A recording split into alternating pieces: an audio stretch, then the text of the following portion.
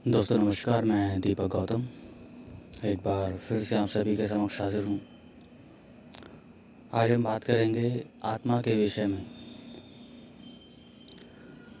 काफ़ी लोग जानना चाहते हैं कि आत्मा किस प्रकार से गमन करती है, कहाँ जाती है, कहाँ से आती है, क्या उसका लक्ष्य है, क्या है।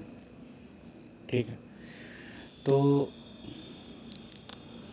हालांकि जितनी भी सोल्स हैं जो आज इस पृथ्वी पर हैं या फिर जहाँ भी हैं, आप सभी के पास सोल, सभी चीज़ के पास सोल है। पेड़ पौधे से लेके जीव जंतु से लेके सभी के पास आत्मा होती है। लेकिन इसकी शुरुआत कहाँ से होती है? तो शुरुआत इसकी उस शून्य चेतना से होती है, ईश्वर से होती है। और दरअसल ये आत्मा का गमन नहीं है, ये चेतना का गमन है। यानी कि जो गमन कर रही है वो आत्मा नहीं, वो चेतना है। वो कैसे है? वो ऐसे है कि जब हम शुरुआत में, मैं यही कहूँगा कि शुरुआत में जब हम ईश्वर से जब इस एक उसके दौरान, यानी कि एक सृजन के दौरान जब हम पृथ्वी पर या किसी अन्य प्लैनेट पर जाते हैं, तो सबसे पहले हमारा यही होता है कि हम उस एक चेतना वाले प्राणी के अंदर प्रवेश करते हैं जिसकी चेतना बिल्कुल शून्य होती है, जो सिर्फ जी रहा है। जैसे बहुत से जीव होते हैं या जीवाणु होते हैं जो सिर्फ, जिनके अंदर जीवन तो है बट एहसास कुछ नहीं है। उसके बाद धीरे धीरे हम गमन करते हैं चेतना की तरफ, अपने ज्ञान की तरफ। और हमारे शास्त्रों में जो लिखा है कि 84 लाख योनियाँ होती हैं, वो 84 लाख योनियाँ कोई गलत नहीं है, सही कहा गया है। लेकिन 84 लाख योनियाँ जो होती हैं, इसी सब योनियों में गमन करते करते एक चेतना, एक आत्मा जो होती है, सोल जो होती है, वो लास्ट में यहाँ पर यानी कि इंसानी स्वरूप में आती है। अक्सर आपने बहुत से लोगों से सुना होगा कि ये कर्म करोगे तो कुत्ते बन जाओगे, बिल्ली बन जाओगे, बंदर बन जाओगे, तुम्हें भी ऐसा मारा जाएगा, तुम्हें भी ऐसा ये किया जाएगा। ठीक है, तो ऐसा नहीं होता कभी भी। जो इंसान एक बार इंसान बन गया वो दोबारा भी इंसान ही बनेगा, क्योंकि वो चेतना की उस सारी पड़ाव को पार कर चुका है। जो छोटे मोटे जीव जंतु, जानवर, सांप या हर प्रकार के जीव जो पानी में चलने, पानी में तैरने वाले, ज़मीन पर रेंगने वाले, ज़मीन पर चलने वाले, आकाश में उड़ने वाले, सभी जीव जंतुओं को जब वो उनकी चेतनाओं से होकर गुज़रता है, तब लास्ट में वो इंसान बनता है, सबसे विकसित चेतना। ठीक है, और इस प्रोसेस को होने में मैं समझता हूँ कि बहुत बहुत लंबा वक्त लगता है, लाखों वर्ष लग जाते हैं, हज़ारों लाखों वर्ष लग जाते हैं। ठीक है, क्योंकि इंसान कभी भी, अगर मान लीजिए कि इस जीवन में आपने बहुत ज़्यादा बुरे कर्म कर लिए, तो इसका मतलब ये नहीं आप कुत्ते बन जाओगे, क्योंकि कुत्ते का दुख से कोई मतलब नहीं है। कुत्ते का आपकी जो एक वो होती है कि आप कुत्ता बन जाओगे तो आप बहुत ज़्यादा दुखी रहोगे, आपको दंड मिलेगा। कुत्ते का दंड से क्या मतलब?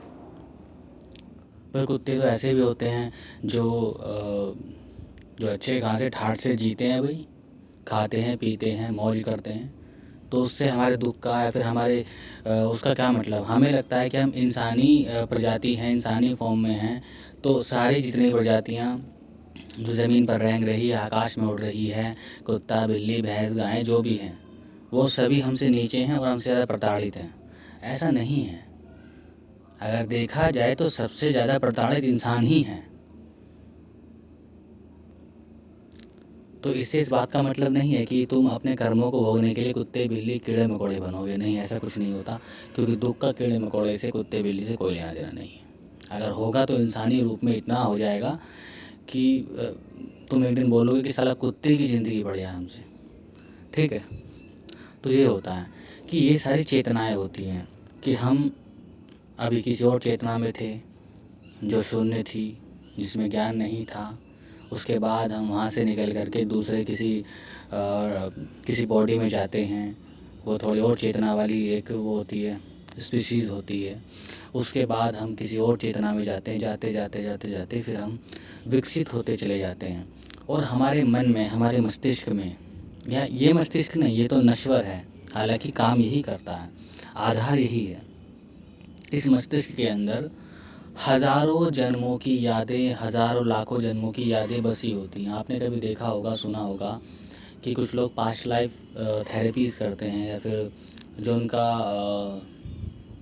उनका सिस्टम यही होता है कि वो इंसान को बीते कल में पहुंचा करके उससे ये जानने की कोशिश करते हैं कि आज जो तुम्हारे जीवन में समस्या चल रही है इसका कारण क्या है। ठीक है, तो आप मुझे बताइए कि अगर इंसान के अंदर ऑलरेडी वो याद बसी हुई है तो वो एक्टिव क्यों नहीं है? क्योंकि जीवन हमें मिलता है कि हम उस चेतना को पीछे छोड़ करके, हालांकि उसका हर एक पहलू, हर एक ज्ञान, हर एक विज्ञान हमारे अंदर ऑलरेडी मौजूद है, बट फिर भी हम उन सबको भूल करके, क्योंकि जो डिवाइन चेतना है, फिर डिवाइनिटी जो होती है, वो उसकी प्रोग्रामिंग इसी प्रकार से होती है कि आप पिछले जन्म को भूल करके अगले जन्म में आप अपना अगला कर्म करोगे, अपना अलग जो अगले जन्म का जो विज्ञान है, ज्ञान है, आप उसको सीखोगे और उसको आप अगली चेतना की तरफ लेकर के जाओगे। ठीक है, क्योंकि अगर मान लीजिए आपको याद हो कि आप पिछले जन्म में कुछ थे, कोई जानवर हो सकते हो सकता है आप इंसान ही हो, और आप उस जीवन में किसी प्रकार की इच्छा से ग्रसित थे, या फिर आप इच्छा रखते थे, या फिर आपकी कोई ऐसी चीज़ थी जिसकी वजह से आप मर गए, आप इस जीवन को भी ठीक से नहीं जी पाओगे। तो इसीलिए जो डिवाइन की जो प्रोग्रामिंग होती है इंसानों के लिए, वो इसी प्रकार से होती है कि जब भी चेतना दूसरी शरीर धारण करेगी तब वो पिछली चेतना को भूल जाएगी, मिटा नहीं देगी, वो मिटती नहीं है, वो सिर्फ भूल जाता है इंसान। तब उस अवस्था में जा कर के वो अपने उस जिस फॉर्म में वो मौजूद है वो वहाँ पर कर्म करता है, ज्ञान प्राप्त करता है, अज्ञान प्राप्त करता है, और वो आगे की तरफ बढ़ता है।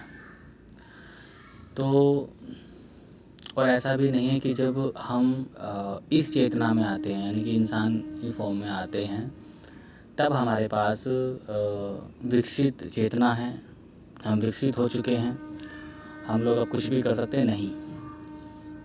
यहाँ तक कि इंसानी चेतना में भी विकास होने में कई बार इंसान का जन्म लेना पड़ता है। आपने देखा होगा, आज भी देखा होगा कि कुछ चेतनाएं जो होती हैं वो इतनी विकृत हैं, इतनी ज़्यादा विकृत हैं कि उनको इंसान होने का मतलब भी नहीं मालूम। तो फिर इंसान होने का फ़ायदा क्या? क्योंकि वो अभी अभी उस चेतना में आए हैं, अभी कुछ जन्म और लगने के बाद फिर वो विकसित होंगे, फिर उन्हें ज्ञान की प्राप्ति होगी। अंत कहाँ होता? अंत होता है अध्यात्म पे आकर। जब आप आध्यात्मिक प्रक्रियाओं को फॉलो करके आप इस जो इंसानी जो शरीर है इसको त्याग कर आगे असेंशन की तरफ बढ़ते हो। और असेंशन क्या है? असेंशन और कुछ नहीं, सिर्फ आपका जो आप अपनी खुद की इच्छा से अपने जन्म को, अपने आयाम को निर्धारित करते हो, इसी को मुक्ति बोलते हैं। मुक्ति का मतलब ये नहीं कि आप किसी में जाकर विलीन हो जाओगे, ईश्वर में जाकर आप विलीन हो जाओगे, नहीं, आप ऑलरेडी उससे जुड़े हैं, उससे विलीन होने से मतलब नहीं है, आप उसका एक स्वरूप हैं। और ईश्वर कहीं ना कहीं आपके सहारे खुद को ही जी रहा है, मतलब आप जी रहे हो, आप नहीं, वो खुद भी आपके सहारे जी रहा है। यहाँ सांस आप ले, दर्द आपको हो रहा है लेकिन उसे भी हो रहा है, वो हर चीज़ फील कर रहा है।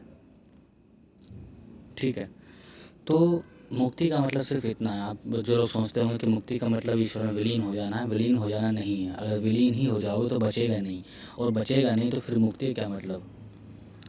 सीधी सी बात है भाई। अब आप जैसे बहुत से लोग बोलते हैं सुख दुख से मुक्त होकर के जब हम उसमें विलीन हो जाते हैं मुक्ति ऐसे मिलती है। विलीन हो गए तो फिर आपके लिए रहा क्या? फिर आप ही कहाँ रहे? और जब आप ही ना रहे तो फिर आप अपने लिए कर क्या रहे हो? कुछ नहीं। तो मुक्ति का मतलब सिर्फ असेंशन है, अपनी इस अवस्था को त्याग करके अपनी अगली अवस्था में चले जाना। और ये आप कर पाओगे हमेशा अध्यात्म से, अध्यात्म के अलग अलग प्रक्रियाओं से। इसका मतलब ये नहीं है कि आप कोई विशेष साधना करो, इसका मतलब ये नहीं है कि आप कोई विशेष मंत्र जपो, इसका मतलब ये नहीं है कि आप कोई विशेष अकल्ट को फॉलो करो, नहीं, इस बात से इसका मतलब नहीं है। हाँ, इसका रास्ता अध्यात्म होता है। जब आप अध्यात्म को फॉलो करते हो, करते करते करते करते एक समय ऐसा आता है, भले आप किसी को भी फॉलो कर रहे हो, ठीक है, सही तरीके से, ये भी नहीं कि वो कुछ भी अंट शंट कर रहे हो, नहीं। जब आप सही तरीके से अध्यात्म को या फिर तंत्र को, मैजिक को, या जो भी आप जिस प्रकार से उसको मानते हो, आप फॉलो कर रहे हो, तो धीरे धीरे क्या होता है कि आपके अंदर आप विकसित होते हो अंदर से। और विकसित होते होते जब आप निरंतर उस पर चलते रहते हो, तो आप बहुत सारी प्रक्रियाओं से गुजरने के बाद विकसित होते होते फिर एक समय ऐसा आता है कि आप स्वतः ही अपनी इच्छा से अपना शरीर छोड़ देते हो, जिसे समाधि बोलते हैं।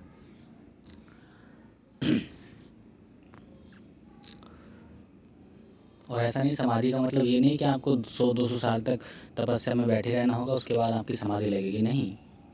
समाधि का मतलब सिर्फ इतना है कि आपने अपनी इच्छा से अपने शरीर छोड़ दिया, अपनी इच्छा से गमन कर रहे हो, चाहे भले उसके बाद आपके शरीर को आपके परिवार वाले जला दें, फूंक दें, कुछ भी कर दें, फिर भी आपने समाधि ली है। इसे बोलते हैं समाधि।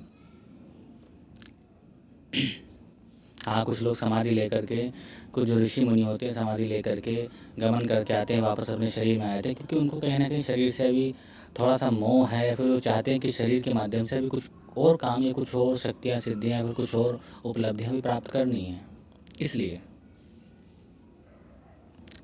ठीक है, तो ये होती है समाधि। और इसी प्रकार से जब आप अपने कल्ट को फॉलो करते करते अपनी साधना को, या जो भी आपका मार्ग रहा हो, जब आप अपनी इच्छा से शरीर को छोड़ करके अपनी इच्छा से गमन करने लगते हो, उसके बाद आप चाहो तो दोबारा इंसान के रूप में आ सकते हो, ठीक है। फिर दुनिया आपको अवतार बोलेगी, क्योंकि आप उस एक चेतना के साथ आते हो, ज्ञान के साथ आते हो। या फिर आप चाहो तो उसके बाद अनंत आयाम खुलते हैं, आप उन अनंत आयाम में प्रवेश कर जाते हो, ठीक है।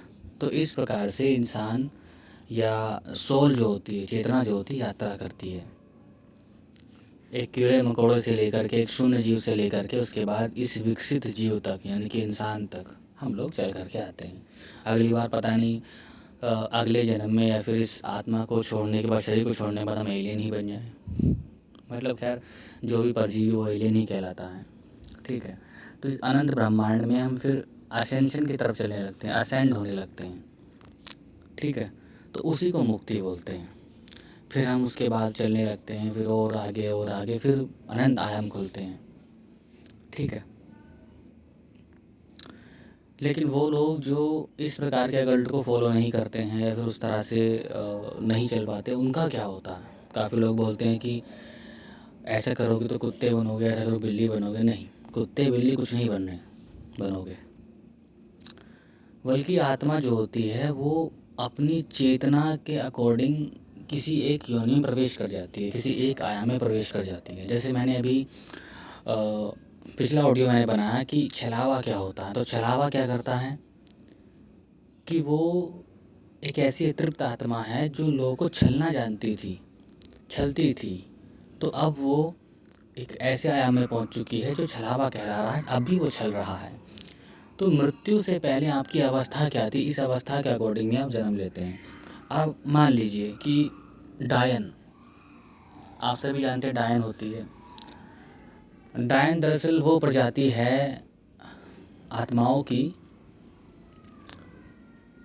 जिसमें काफ़ी पुराने लोग, यानी कि पहले एंशिएंट काल में क्या होता था कि कई बार महिलाओं को जादूगरनी या कोई चुड़ैल बता करके उसको जलाकर मार दिया जाता था, ठीक है। तो वो डायन बनती थी, क्योंकि उसकी चेतना इतनी ज़्यादा क्रोध में और इतनी ज़्यादा बदले की भावना में होती है कि किस प्रकार से समाज ने उसको ठुकरा करके किसी भी नाम पर, जाति के नाम पर, धर्म के नाम पर, या फिर कोई दूसरा बहाना लेकर के उसके साथ दुष्कर्म करके उसको जानबूझ के मार डाला। ऐसा होता था, बहुत होता था, आज भी होता है। तो वो आत्मा एक बदले के भाव को लेकर के मर जाती है। तो मृत्यु के वक्त उसकी चेतना में जो भाव बहुत ज़्यादा उस पर हावी था, उस भाव में वो अतृप्त आत्मा बन जाती है, डायन। फिर वो लोगों को मारने लगती है, क्योंकि उसको लगता है उसको जलाकर मारने वाले ये सब लोग थे, ठीक है। तो ऐसे शाकनी होती है, ठीक है। शाकिनी वो आत्माएं होती हैं जो कम खतरनाक होती हैं, जिनकी नई नई शादी हुई हो और वो जो होती है कि मर जाती हैं तो शाकिनी बन जाती हैं। कुछ अलग अलग आत्माएं होती हैं, जैसे एक यक्षिणी होती है। यक्षिणी, हालांकि यक्षिणी एक प्राकृतिक एक लोक भी है, यक्षिणी लोक। और कुछ यक्षिणियाँ मानव रूपी भी होती हैं, जो पहले मानव थी अब यक्षिणी लोक में है या फिर यक्षाणी बन चुकी हैं। तो वो कैसे बनती हैं? तो वो भी कहीं ना कहीं किसी न किसी एक अवस्था में मरने के बाद यक्षिणी बन जाती हैं। और जैसे आपने देखा होगा कि कई बार सुना होगा, देखा होगा, जो भी है, क्योंकि आप सबको तो इस प्रकार के अनुभव नहीं होते हैं कि कुछ आत्माएं ऐसी होती हैं जो रास्तों में, मार्गों में इंसान से लिफ्ट लेती हैं, उनके साथ शोषण करती हैं, सहवास करती हैं और उसके बाद उसको मार देती हैं। ठीक है, तो उस प्रकार की आत्माएं कैसी होती हैं? वो दरअसल वासना की एक ऐसी अवस्था में होती हैं जिस वक्त होती है, जैसे अनमैरिड हैं, ऐसी अवस्था से गुज़र रही हैं, या फिर उनको उस टाइम पर उनकी मृत्यु हो जाती है। तब उस एक जो उनके अंदर जो भाव होता है, लास्ट का जो भाव होता है, जो उन पर हावी होता है, जैसे वासना ही होगी, तो उस वासना को लेकर वो मर जाती हैं। तो हज़ारों सालों तक वो उसी वासना की पूर्ति के लिए भटकती रहती हैं और उन्हें पता नहीं चलता कि मुझे टाइम कितना हो चुका है पृथ्वी पर। तो उनको मुक्ति कब मिलती है, ये भी सवाल है। तो मुक्ति का देखिए, मुक्ति का ये है कि ये डिवाइन तय करता है, ये ईश्वर तय करते हैं कि कब तक इनको इस लोक में भटकना है। तो इसी प्रकार से अलग अलग प्रकार के जो वो होते हैं, खाडाल होता है, ठीक है। एक प्रजाति है जो महाराष्ट्र में पाई जाती है जिसको चटिया मटिया बोलते हैं। चटिया मटिया एक बौने प्रेत होते हैं, ठीक है। और भी ऐसी कुछ और भी बहुत सारी ऐसी प्रजातियां हैं। बस ये समझ लीजिए कि हम किस कंडीशन में मनुष्य मर रहा है और किस कंडीशन में, किस अवस्था में, किस चेतना के साथ, किस अपने विचार को अपनी चेतना पर हावी करके वो मर रहा है, उसी के साथ वो उस दंड को, दंड स्वरूप, दंड ही समझ लीजिए, लेकिन ये सृष्टि का विधान है, ये इस डिवाइन सिस्टम का विधान है कि हम जिस चेतना के साथ मरते हैं उस चेतना के अकॉर्डिंग हम उस एक आयाम में प्रवेश कर जाते हैं, ठीक है। जैसे अब बच्चे होते हैं तो उनको कच्चा कलवा क्यों बोलते हैं? कच्चा कलवा क्यों बोलते हैं? क्योंकि कच्चा मसान, क्योंकि भाई वो लोग जो होते हैं कच्चे, मतलब इसलिए क्योंकि वो बुद्धि में कच्चे होते हैं। अब वो एक ऐसी एक योनि प्रवेश कर जाते हैं जहाँ पर सिर्फ उनको शरारत करना, खेलना कूदना, ये करना, कुछ भी काम कर देना, कुछ भी कर देना, किसी से न डरना। तो इस प्रकार की चीज़ें क्यों होती हैं? इसी प्रकार से होती। अब कुछ व्यक्ति ऐसे होते हैं जो मरने के बाद एंसिस्टर्स बन जाते हैं, पितृ बन जाते हैं। हालांकि इनमें से भी बहुत सारे पितृ ही होते हैं। बहुत ज़्यादा तृप्त आत्माएं पितृलोक में जाने से पहले इस प्रकार की चीज़ों को भोगती है। तो वो, क्योंकि वो बहुत ही सेटिस्फैक्शन के साथ मरते हैं, उन्हें संतुष्टि है जीवन से। अगर थोड़ी बहुत कुछ इच्छाएं हैं भी तो इतनी बड़ी नहीं है कि उनको उसके लिए भटकना पड़े। तो जो सेटिस्फैक्शन के साथ मरता है वो कहीं ना कहीं सही तरीके से गमन कर पाता है, ठीक है। अगर आप भी चाहते हो कि आप कोई भूत प्रेत पिशाच इस तरह की चीज़ें ना बनो, तो आप भी भैया सेटिस्फैक्शन के साथ जीना सीख जाओ। बस जीवन में आनंद है, आनंद लेते रहो। तो इसी प्रकार से जो है आत्मा गमन करती है। उसके बाद उस लोक में जाने के बाद उस लोक को सैकड़ों साल, हज़ारों साल, या जितना भी, या जो भी टाइम पीरियड होता है उस आत्मा का, वो वहाँ पर भटकती है। उसके बाद आगे बढ़ जाती है जन्म के तरफ, ठीक है। फिर वो जन्म लेती है, फिर वही प्रोसेस चलता है। फिर उसके जीवन में उतार चढ़ाव, अच्छाई बुराई सब कुछ आती हैं।